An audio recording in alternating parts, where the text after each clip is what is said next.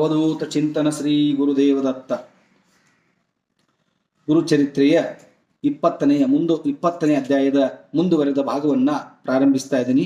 ಎಲ್ಲರೂ ಮನಸ್ಸಿನಲ್ಲಿ ಗುರುದೇವದತ್ತ ಅನ್ನೋ ಒಂದು ಬೀಜಮಂತ್ರವನ್ನ ಪಠನೆ ಮಾಡಿ. ಹರಿ ಓಂ ಶ್ರೀ ಗುರುಭ್ಯೋ ನಮಃ. ನಾಮಧಾರಕ ಗುರುಗಳು ಗಾಣಗಾಪುರಕ್ಕೆ ಹೊರಟು ಹೋದರು. ನರಸೋಬವಾಡಿಯಲ್ಲಿ ಅವರ ವಾಸ್ತವ್ಯ ಸ್ಥಿರವಾಗಿತ್ತು ಎಂಬ ಬಗ್ಗೆ ನಿನಗೆ ಇನ್ನೊಂದು ಉದಾಹರಣೆಯನ್ನು ಹೇಳುತ್ತೇನೆ ಕೇಳು. ಶಿರೋಳ ಗ್ರಾಮದ ಇಬ್ಬರು ಬ್ರಾಹ್ಮಣ ದಂಪತಿಗಳಿದ್ದರು. ಅವರಿಗೆ 5 ಮಕ್ಕಳು ಹುಟ್ಟಿದ್ದರು. ಶೈಶವಾಸ್ಯಾವಸ್ಥೆಯಲ್ಲಿ ಮರಣ ಹೊಂದಿದರು. ಜ್ಯೋತಿಷ್ಯಗಳಲ್ಲಿ ಇದಕ್ಕೆ ಕಾರಣವೇನೆಂದು ಕೇಳಿದಾಗ ಅವರು, ಅಮ್ಮ, ನೀನು ಹಿಂದಿನ ಜನ್ಮದಲ್ಲಿ ಒಬ್ಬ ಬ್ರಾಹ್ಮಣನಲ್ಲಿ 100 ವರಹ ಸಾಲ ಪಡೆದು ತಿರುಗಿ ಕೊಡಲಿಲ್ಲ. ಆತನು ಅದೇ ಚಿಂತೆಯಲ್ಲಿ ಸತ್ತು ಪಿಶಾಚಿಯಾಗಿದ್ದಾನೆ. ಆತನೇ ನಿನ್ನ ಮಕ್ಕಳಿಗೆ ಮೃತ್ಯುವ ಕಾರಣನಾಗಿದ್ದಾನೆ. ಈ ದೋಷ ಪರಿಹಾರವಾಗಬೇಕೆಂದರೆ ನೀನು ಆ ಬ್ರಾಹ್ಮಣನಲ್ಲಿ ಹೆಸರಿನಲ್ಲಿ 100 ವರಹಗಳನ್ನು ದಾನ ಮಾಡಬೇಕು ಎಂದು ನರಸೋಬವಾಡಿಯಲ್ಲಿ ಗುರುಗಳ ಪಾದುಕೆಗಳನ್ನು 1 ತಿಂಗಳ ಕಾಲ ಉಪವಾಸ ವೃತ್ತದೊಂದಿಗೆ ಪೂಜೆ ಮಾಡಬೇಕು. ಅಂದರೆ ಆ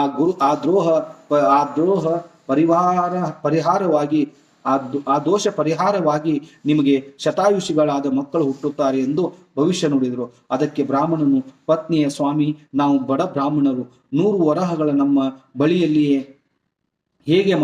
ಬಳಿಯಲ್ಲಿಲ್ಲ, ಹೇಗೆ ಮಾಡೋಣ ಎಂದು ಹೇಳಿದರು. ಜ್ಯೋತಿಷಿಗಳು ಸ್ವಲ್ಪ ಯೋಚಿಸಿ, ನೀವು ಗುರುಗಳ ಸೇವೆಯನ್ನಂತೂ ಮನಮೆಚ್ಚುವಂತೆ ಮಾಡಿರಿ. ಆ ಗುರುನಾಥನೇ ನಿಮ್ಮ ಪಾಪಾಕ್ಷಲಗಳನ್ನು ಮಾಡುತ್ತಾನೆ. ನಿಮ್ಮ ಶಕ್ತಾನುಸಾರವಾಗಿ ದಾನ ಮಾಡಿರಿ ಎಂದು ಹೇಳಿದರು. ಬ್ರಾಹ್ಮಣನ ಪತ್ನಿಯು ನರಸೋಬವಾಡಿಗೆ ಬಂದಳು. ನದಿಯಲ್ಲಿ ಸ್ನಾನ ಮಾಡಿ ಗುರುಪಾದಿಕೆಗಳಿಗೆ ಪಂಚ ಪ್ರದಕ್ಷಿಣೆ ಹಾಕಿ ಗುರುನಾಮಸ್ಮರಣೆ ಮಾಡುತ್ತಾ ಔದುಂಬರ ವೃಕ್ಷದಡಿಯಲ್ಲಿ ನಿರಶನ ವೃತ್ತಸ್ಥಳವಾಗಿ 3 ದಿನ ಕುಳಿತರು. ಒಂದು ರಾತ್ರಿ ಅವಳಿಗೆ ಸ್ವಪ್ನದಲ್ಲಿ ಒಬ್ಬ ಕರಾಳ ರೂಪದ ಬ್ರಾಹ್ಮಣನು ಕಾಣಿಸಿಕೊಂಡನು. ನನ್ನ 100 ವರಹಗಳನ್ನು ಕೊಡದಿದ್ದರೆ ನಿನ್ನನ್ನು ಕೊಂದು ಬಿಡುತ್ತೇನೆ ಎನ್ನುತ್ತಾ ಹೊಡೆಯ ಬಂದನು. ಬ್ರಾಹ್ಮಣನ ಪತ್ನಿಯು ಗುರುವೇ ರಕ್ಷಿಸಿ ಎಂದು ಕೂಗಿಕೊಂಡಳು. ಗುರುಗಳು ತಕ್ಷಣ ಧಾವಿಸಿ ಬಂದು, ಎಲ್ಲೋ ಅವಳನ್ನೇಕೆ ದಂಡಿಸುವೆ ಎಂದು ಗರ್ಜಿಸಿದರು. ಆ ಪಿಶಾಚಿ ರೂಪದ ಬ್ರಾಹ್ಮಣನು ಗುರುಗಳಿಗೆ ಕೈ ಮುಗಿದು, ಸ್ವಾಮಿ, ಈ ದುಷ್ಟೆಯು ನನ್ನ 100 ವರಹಗಳನ್ನು ಮುಳುಗಿಸಿದ್ದಾಳೆ. ಅದೇ ಕಾರಣದಿಂದಲೇ ನಾನು ಅಪಮೃತ್ಯು ಹೊಂದಿ ಪಿಶಾಚಿಯಾಗಿರುವೆ. ನನಗಾದ ಅನ್ಯಾಯದ ಸೇಡು ತೀರಿಸಿಕೊಂಡರೆ ತಪ್ಪೇನು ಎಂದು ಪ್ರಶ್ನೆ ಮಾಡಿದರು. ಗುರುಗಳು ಆ ಪಿಶಾಚಿಗೆ, ಎಲ್ಲವೋ, ನೀನು ಈ ಪಿಶಾಚಿಯ ಜನ್ಮದಿಂದ ಪಾರಾಗುವ ಯತ್ನ ಮಾಡು. ಬರೀ ಸೇಡು ತೀರಿಸಿಕೊಂಡು ಮಾತ್ರಕ್ಕೆ ನಿನ್ನ ಉದ್ಧಾರವಾದಂತೆ ಏತೆ. ನನ್ನ ಮಾತು ಕೇಳು. ಈ ಬ್ರಾಹ್ಮಣನು ಪತ್ನಿಯ ತನ್ನಲ್ಲಿದ್ದ ದ್ರವ್ಯವನ್ನು ಖರ್ಚು ಮಾಡಿ ನಿನ್ನ ಉತ್ತರ ಕ್ರಿಯಾದಿಗಳನ್ನು ಮಾಡಿಸುತ್ತಾಳೆ. ಅದರಿಂದ ನಿನಗೆ ಸದ್ಗತಿ ಉಂಟಾಗುವುದು ಎಂದು ಹಿತೋಪದೋಷ ಮಾಡಲು ಪಿಶಾಚಿಯು ಅದಕ್ಕೆ ಒಪ್ಪಿ, ಗುರುವೇ, ನಿನ್ನಿಚ್ಛೆ ಎಂತೆ ಆಗಲಿ ಎಂದು ಹೇಳಿದನು. ತಿಳಿದಂತೆ ಮಾಡು. ಒಟ್ಟಾರೆ ನನ್ನ ಉದ್ಧಾರವಾದರೆ ಸಾಕು ಎಂದು ನುಡಿದರೆ ಕಣ್ಮರೆಯಾಯಿತು. ಗುರುಗಳು ಆ ಬ್ರಾಹ್ಮಣಳಿಗೆ, ಅಮ್ಮ, ನೀನು ಆ ಬ್ರಾಹ್ಮಣನ ಹೆಸರಿನಲ್ಲಿ ಸಂಕಲ್ಪ ಮಾಡಿಕೊಂಡು 10 ದಿವಸ ಅಷ್ಟತೀರ್ಥಗಳಲ್ಲಿ ಸ್ನಾನ ಮಾಡು. ಆತರ ಹೆಸರಿನಲ್ಲಿ ನಿತ್ಯವೂ ಔದಂಬರಾಭಿಷೇಕ ಮಾಡಿಸು.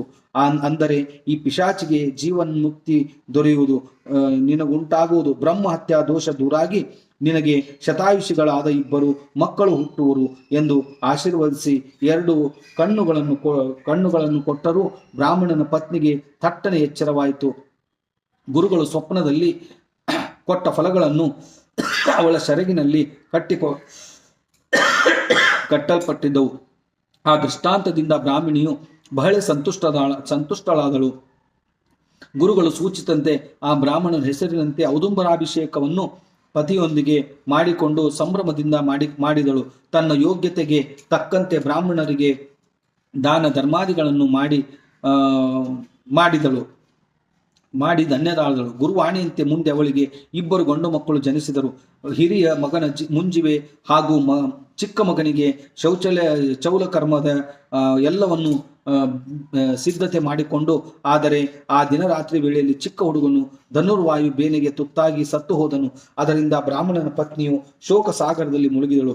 ಅಯ್ಯೋ ಕಂದ, ನೀನು ಗುರುಪ್ರಸಾದದಿಂದ ಹುಟ್ಟಿದ ನಿನಗೆ 100 ವರ್ಷಗಳ ಆಯುಷ್ಯವೆಂದು ಗುರುಗಳು ನನಗೆ ಭಾಷೆ ಕೊಟ್ಟಿದ್ದರು.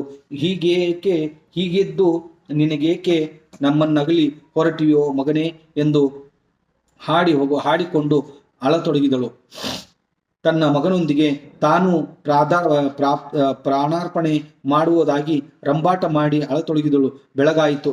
ಕೂಡಿದ ಜನರು ಅಂತ್ಯಕ್ರಿಯೆಗಾಗಿ ಮಗುವಿನ ಶವ ಕೇಳಿದರು. ಅದನ್ನು ಕೊಡಲಾರದಳು. ಅನೇಕ ರೀತಿಯಿಂದ ತಿಳಿಸಿ ಹೇಳಿದಳು. ಮರಣವು ಯಾರಿಗೆಯೂ ಬಿಟ್ಟಿದ್ದಲ್ಲ ಎಂದು ವೇದಾಂತ ಹೇಳಿದರು. ಆದರೆ ಬ್ರಾಹ್ಮಣನ ಪತ್ನಿಯು ಶವವನ್ನು ಕೊಡಲೊಪ್ಪಲಿಲ್ಲ. ಅವಳು ಆ ಜನರಿಗೆ, ನೀವು ಒಯ್ಯುವುದಾದರೆ ನನ್ನ ಮಗನೊಂದಿಗೆ ನನ್ನನ್ನು ದೊಯ್ದು ಸುಟ್ಟು ಬಿಡಿರಿ. ಮಗನನ್ನು ಬಿಟ್ಟು ನಾನು ಬದುಕಲಾರೆ ಎಂದು ಕರುಳು ಬಿರಿಯಂತೆ ಅಳತೊಡಗಿದಳು. ಆಗ ಬ್ರಹ್ಮಚಾರಿಯು ಅಲ್ಲಿಗೆ ಬಂದನು. ಆತನು ಆ ಬ್ರಾಹ್ಮಣನ ಪತ್ನಿಯನ್ನು ಕುರಿತು, ಅಮ್ಮ, ಯಾರ ಆಯುಷ್ಯು ಎಷ್ಟು ದಿನವೆಂದು ಬರೆಯುತ್ತಿದೆಯಲ್ಲೋ ಅಷ್ಟು ಮಾತ್ರ ಮನುಷ್ಯನು ಭೂಮಿಯ ಮೇಲೆ ಬಾಳಲು ಸಾಧ್ಯ. ಅಲ್ಪಾಯುಷಿ ಮಗನನ್ನು ಹೆತ್ತು ಈ ದೀರ್ಘಾಯುಷಿಯಾಗಿ ಬಾಳಲಿ ಎಂದು ಬಯಸಿದರೆ ಅದು ಹೇಗೆ ಸಾಧ್ಯ ಎಂದು ಪ್ರಶ್ನೆ ಮಾಡಿದಳು. ಅದಕ್ಕೆ ಆ ಬ್ರಾಹ್ಮಣಿಯು ಅಳುತ್ತಾ, ಇಲ್ಲಪ್ಪ, ನನ್ನ ಮಗ ಶತಾಯುಷಿ ಎಂದರು ಗುರುಗಳು ನನಗೆ ಮೊದಲೇ ತಿಳಿಸಿದ್ದಾರೆ. ನಾವಿನ್ನು ನಿಮ್ಮ ವಶಕ್ಕೆ ಕೊಡಲಾರೆ ಎಂದು ಮೊಂಡುತನದಿಂದ ಹೇಳಿದರು. ಅದಕ್ಕೆ ಆ ಬ್ರಹ್ಮಚಾರಿಯು, ಸರಿ, ಹಾಗಿದ್ದರೆ ನಿನ್ನ ಗುರುಗಳ ಮಾತಿನಲ್ಲಿ ನೀವಿಷ್ಟು ವಿಶ್ವಾಸವಿದ್ದರೆ ಮಗುವಿನ ಶವವನ್ನು ಗುರುಗಳ ಬಳಿಗೆ ಹೊತ್ತುಕೊಂಡು ಹೋಗು. ಈತ ಯಾಕೆ ಸತ್ತನೆಂದು ನಿನ್ನ ಗುರುಗಳಿಗೆ ಪ್ರಶ್ನೆ ಮಾಡಿ ಪರಿಹಾರ ಹುಡುಕಿಕೋ ಎಂದು ಹೊರಟು ಹೋದನೆಂಬಲಿಗೆ ಸಾರರೂಪ ಗುರುಚರಿತ್ರೆ 20ನೇ ಅಧ್ಯಾಯ ಮುಗಿದಾಯಿತು. ಹರಿ ಓಂ ಶ್ರೀ ಗುರುಭ್ಯೋ ನಮಃ. ಗುರುಚರಿತ್ರೆಯ ಮುಂದುವರೆದ ಭಾಗ 21ನೇ ಅಧ್ಯಾಯ. ಹರಿ ಓಂ ಶ್ರೀ ಗುರುಭ್ಯೋ ನಮಃ. ಬ್ರಹ್ಮಚಾರಿಯು ಕೊನೆಯಲ್ಲಿ ಹೇಳಿದ ಮಾತು ಆ ಬ್ರಾಹ್ಮಣನ ಪತ್ನಿಗೆ ಸರಿ ಎನಿಸಿತು. ಅವಳು ಮಗುವಿನ ಶವವನ್ನು ಹೊತ್ತುಕೊಂಡು ಹೋಗಿ ಔದುಂಬರ ವೃಕ್ಷದಡಿಯಲ್ಲಿ ಹಾಕಿದಳು. ಗುರುವೇ, ನೀನೇ ನನ್ನ ಮಗನು ಶತಾಯುಷಿಗಳಾಗಿವೆನೆಂದು ಅಭಿವಿತ್ತಿದ್ದ. ಈಗ ನೀನೇ ಅವನನ್ನು ಅಲ್ಪಾಯುದಲ್ಲಿ ನಮ್ಮಿಂದ ಕರೆಸಿದುಕೊಂಡು ಹೊರಟಿರುವೆ. ನಾನು ನನ್ನ ಮಗನನ್ನು ಬಿಟ್ಟು ಕೊಡುವುದಿಲ್ಲ.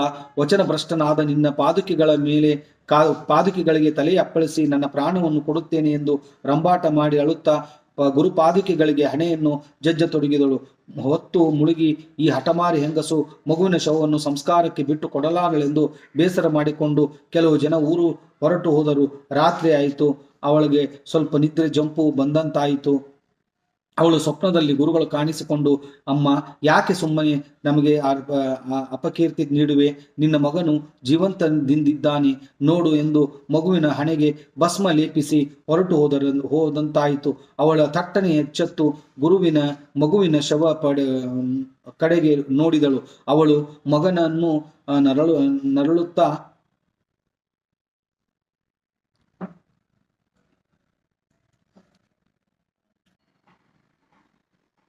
ನೋಡಿದಳು. ಅವಳು ಮಗನು ನರಳುತ್ತಾ ಕೈಕಾಲುಗಳನ್ನು ಎಳೆದುಕೊಳ್ಳುವುದನ್ನು ತೊಡಗಿದ್ದನು. ಅದನ್ನು ನೋಡಿ ತಾಯಿಗೆ ಅತ್ಯಾನಂದವಾಯಿತು. ಅವಳು ನಿದ್ರೆಯಲ್ಲಿದ್ದ ಗಂಡನ ಎಬ್ಬಿಸಿ ವಿಷಯ ತಿಳಿಸಿದಳು. ದಂಪತಿಗಳಿಗೆ ಗುರುನಾಮಸ್ಮರಣೆ ಮಾಡುತ್ತಾ ಮಗುವನ್ನೆತ್ತಿಕೊಂಡರು. ಸ್ವಲ್ಪ ಸಮಯದಲ್ಲಿ ಮಗು ಎದ್ದು ಓಡಾಡತೊಡಗಿದನು. ಅಲ್ಲಿದ್ದ ಜನರಿಗೆ ಆಶ್ಚರ್ಯವಾಯಿತು. ಎಲ್ಲರೂ ಗುರುಗಳಿಗೆ ಹೆಸರಿನಿಂದ ಜಯ ಜಯಕಾರ ಮಾಡಿದರು. ಆ ದಂಪತಿಗಳಿಗೆ ಗುರುಭಕ್ತಿಯಿಂದ ಗುರುಪಾದುಕೆಗಳನ್ನು ಪೂಜೆ ಮಾಡಿದರು. ಗುರು ಸನ್ನಿಧಾನದಲ್ಲಿ ದೊಡ್ಡದೊಂದು ಆರಾಧನೆಯನ್ನು ಮಾಡಿಸಿ ಈ ರೀತಿಯಾಗಿ ನರ್ಸೋಬಾಡಿಯಲ್ಲಿ ಗುರುಪಾದಕೆಗಳಿಗೆ ಇಂದಿಗೂ ಗುರುಗಳ ಸಾನ್ನಿಧ್ಯದಲ್ಲಿ ಇದೆ ಎಂದು ನಾಮಧಾರಕನಿಗೆ ಸಿದ್ಧಮುನಿಗೆ ತಿಳಿಸಿದೆಂಬಲಿಗೆ ಸಾರರೂಪ ಗುರುಚರಿತ್ರೆ 21ನೇ ಅಧ್ಯಾಯ ಮುಕ್ತಾಯವಾಯಿತು. ಹರಿ ಓಂ ಶ್ರೀ ಗುರುಭ್ಯೋ ನಮಃ. ಯಥಾ ಪ್ರಕಾರ ಮತ್ತೆ ಗುರುಚರಿತ್ರೆ 22ನೇ ಅಧ್ಯಾಯ ಮುಂದುವರಿಯಲ್ಪಡುತ್ತದೆ. ಹರಿ ಓಂ ಶ್ರೀ ಗುರುಭ್ಯೋ ನಮಃ. ನಾಮಧಾರಕನೇ ಕೇಳು. ಮುಂದೆ ನರಸಿಂಹ ಸರಸ್ವತಿ ಯತಿಗಳು ಇಸ್ವಿ 1439ರಲ್ಲಿ ಗಾಣಗಾಪುರಕ್ಕೆ ಬಂದು ಅಲ್ಲಿಗೆ ಸಮೀಪದಲ್ಲಿರುವ ಭೀಮಾ ಅಮರಜ ಸಂಗಮದ ಬಳಿ ಔದುಂಬರ ವೃಕ್ಷದಡಿಯಲ್ಲಿ ಗುಪ್ತವಾಗಿ ಇರತೊಡಗಿದರು. ಮಧ್ಯಾಹ್ನದ ಸಮಯದಲ್ಲಿ ಗಾಣಗಾಪುರಕ್ಕಾಗಿ ಭಿಕ್ಷೆಗಾಗಿ ಹೋಗುವ ಪದ್ಧತಿಯನ್ನಿಟ್ಟುಕೊಂಡಿದ್ದರು. ಆಗ ಗಾಣಗಾಪುರದಲ್ಲಿ ಅತಿ ಬಡವರಾದ ಬ್ರಾಹ್ಮಣ ದಂಪತಿಗಳಿಬ್ಬರಿದ್ದು ಇರುತ್ತಿದ್ದರು. ಅವರ ಮನೆಯಲ್ಲಿ ಒಂದು ಹಳೆಯ ಬರಡೆಮ್ಮೆ ಇತ್ತು. ಹುಟ್ಟಿದಾರಭ್ಯದಿಂದಲೂ ಬಂಜೆಯಾಗಿದ್ದ ಎಮ್ಮೆಯನ್ನು ಆ ಬ್ರಾಹ್ಮಣನು ತೋಟದವರಿಗೆ ಕಪ್ಪಲಿಗೆ ಕೊಡಲು ಬಾಡಿಗೆ ಕೊಟ್ಟು ಅದರಿಂದಲೇ ನಿತ್ಯ ಜೀವನವನ್ನು ನಡೆಸುತ್ತಿದ್ದರು. ಬಾಡಿಗೆ ಸಿಗದ ದಿವಸದಲ್ಲಿ ಭಿಕ್ಷಾಟನೆಯಿಂದ ಅವರ ಉಪಜೀವನ ಸಾಗುತ್ತಿತ್ತು. ಶ್ರೀ ಗುರುಗಳಿಗೆ ಬಡವರೆಂದರೆ ಬಲು ಪ್ರೀತಿ. ಹೀಗಾಗಿ ನಿತ್ಯವೂ ಆ ಬಡ ಬ್ರಾಹ್ಮಣನ ಮನೆಗೆ ಭಿಕ್ಷೆಗೆ ಹೋಗುತ್ತಿದ್ದರು. ಒಂದು ದಿವಸ ಆ ಬ್ರಾಹ್ಮಣನು ಎಮ್ಮೆಯನ್ನು ಯಾರು ಬಾಡಿಗೆಗೆ ಒಯ್ದಿರಲಿಲ್ಲ. ಬ್ರಾಹ್ಮಣನು ಭಿಕ್ಷೆಗಾಗಿ ಊರಲ್ಲಿ ಹೋಗಿದ್ದನು. ಅದೇ ವೇಳೆಗೆ ಸರಿಯಾಗಿ ಗುರುಗಳನ್ನು ಆ ಬ್ರಾಹ್ಮಣನ ಬಾಗಿಲಿಗೆ ಭಿಕ್ಷಾರ್ಥಿಯಾಗಿ ಬಂದರು. ಬ್ರಾಹ್ಮಣನು ಪತ್ನಿಯು ಗುರುಗಳಿಗೆ ಒಳಗೆ ಸ್ವಾಗತಿಸಿ ಮಣಿ ಹಾಕಿ ಕೂಡಿಸಿದಳು ಮತ್ತು ಗುರುಗಳಿಗೆ ನಮಸ್ಕರಿಸಿ ವಿನಯದಿಂದ, ಸ್ವಾಮಿ, ನಮ್ಮ ಯಜಮಾನರು ಮಧುಕರಿ ಬೇಡಲು ಊರಲ್ಲಿ ಹೋಗಿದ್ದಾರೆ. ಈಗ ಅವರ ಬರುವ ಸಮಯ ಬಂದೊಡನೆ ತಮಗೆ ಭಿಕ್ಷೆ ನೀಡುವೆ, ಸ್ವಲ್ಪ ಸಮಯ ಕುಳಿತುಕೊಳ್ಳಿರಿ ಎಂದು ವಿನಂತಿಸಿಕೊಂಡಳು. ಗುರುಗಳು ಹಸನ್ಮುಖಿಗಳಾಗಿ ಹಕ್ಕಿಯಲ್ಲಿದ್ದ ಕಟ್ಟಿದ್ದ ಆ ಬರಡೆ ಮೇತ್ತ ನೋಡುತ್ತಾ, ಅಮ್ಮ ಸಾಧ್ವಿಮಣಿ, ಮನೆಯಲ್ಲಿದ್ದ ಎಮ್ಮೆಯ ಕಟ್ಟಿಕೊಂಡಿರುವೆಯಲ್ಲ, ನಮಗೆ ಸ್ವಲ್ಪ ಹಾಲನ್ನೇ ಭಿಕ್ಷೆ ನೀಡದಾಗಿರುವಲ್ಲವೇ ಎಂದು ಪ್ರಶ್ನೆ ಮಾಡಿದರು. ಗುರುಗಳು ಮಾತು ಕೇಳಿ ಆ ಸಾಧುವೆ ವಿಷಯದಿಂದ ನಗುತ್ತಾ, ಯತಿವರ್ಯರೇ, ಈ ಎಮ್ಮೆ ಹುಟ್ಟಿದಾಗಿನಿಂದಲೂ ಬಂಜೆಯಾಗಿಯೇ ಇದೆ. ಮನೆಯಲ್ಲಿ ಹುಟ್ಟಿದ ಈ ಪ್ರಾಣಿಯು ಮಾರುವುದಕ್ಕೆ ಮನಸ್ಸಿಲ್ಲದೆ ನಾವು ಇದನ್ನು ಕಟ್ಟಿ ತೋಟಗಾರಿಗೆ ಕಪ್ಪಲಿ ಕೂಡಲು ಬಾಡಿಗೆಗೆ ಕೊಡುತ್ತಿದ್ದೇವೆ. ಅದರಿಂದಲೇ ನಮ್ಮ ಉಪಜೀವನಕ್ಕೊಂದು ದಾರಿಯಾಗಿದೆ.